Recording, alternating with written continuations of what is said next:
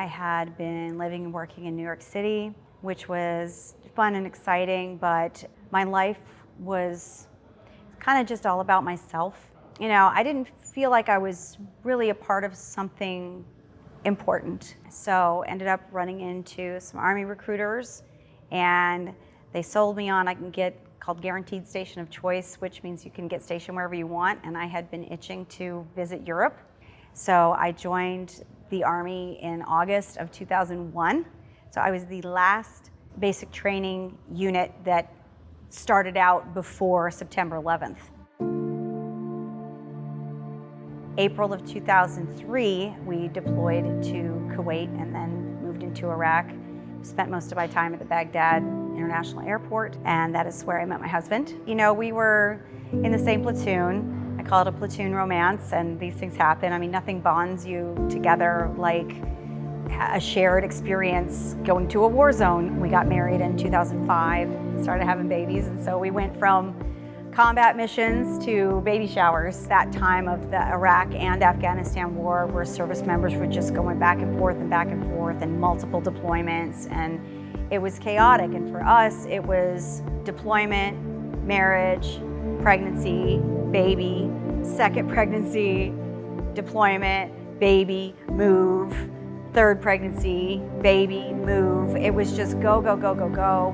Now looking back, I know now that he was demonstrating signs of post-traumatic stress disorder, but we just didn't have time to deal with it, you know? And we just yeah, he's stressed out, you know, acted crazy, and who wouldn't if they know they're gonna go back to war? When we finally moved to El Paso, to Fort Bliss, that's when he just couldn't hide it anymore. He would either be completely withdrawn or just fly into a rage, you know, punch holes in the wall. And finally it came to a point where he was actually suicidal. I had to have a very stern phone call with his first sergeant. You need to do something about it. You know, I don't care what you have planned today. You need to get over where my husband is now.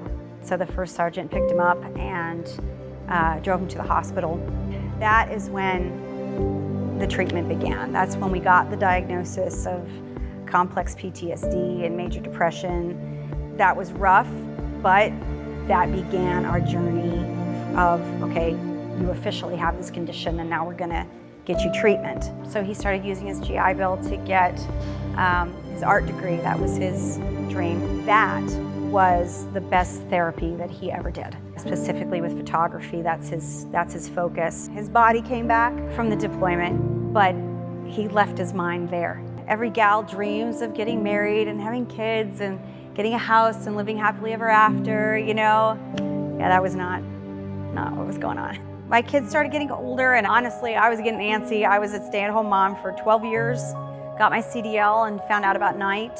So I was really impressed with the culture at night. You know, it was good people. I want to get out and work and make money, but I also want to see my family, you know. I don't want to be out on the road for 6 weeks at a time and not see them and say, well, night is really flexible with home time, you know, they'll work with you. I started training in January of 2020.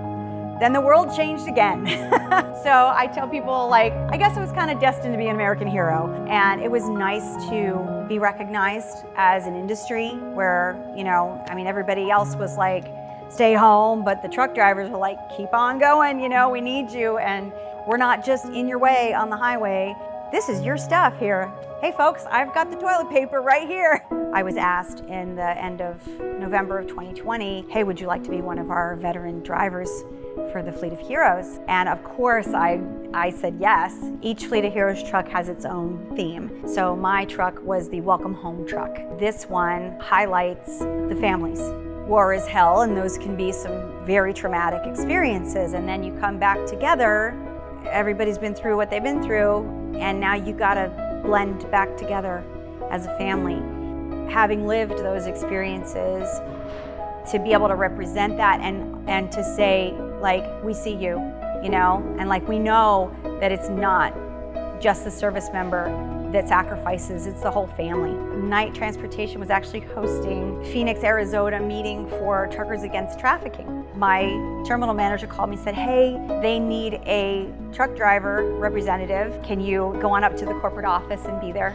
Walked up a staircase and into a conference room, and several people around a big, nice conference table, and they said, well, why don't you sit right here, like at the end of the table, like at the head of this conference table. Maybe I'm the focus of this meeting. Why is everyone so happy to introduce themselves to me? Like, I was very confused. They're like, well, we've got your terminal manager on the video call. Basically, he announced I was the winner of the TCA Professional Driver of the Year. It is nice as a driver to be recognized. It's long days, it's hard work. Like, this is a tough job. The benefits are that we get to see the country, and it's a big adventure. I'm just so grateful for the recognition. This isn't just for me, it's for all of the drivers out there, and I think it's really important to have these kinds of awards so everybody can have even more of an appreciation for what truck drivers do every day. I've had an incredible journey in the trucking industry. It's all been with Knight Transportation. I'm so grateful for everyone at Knight. Once again, I'm very grateful to be receiving this award. Let's keep moving forward and keep on trucking, let's continue the adventure.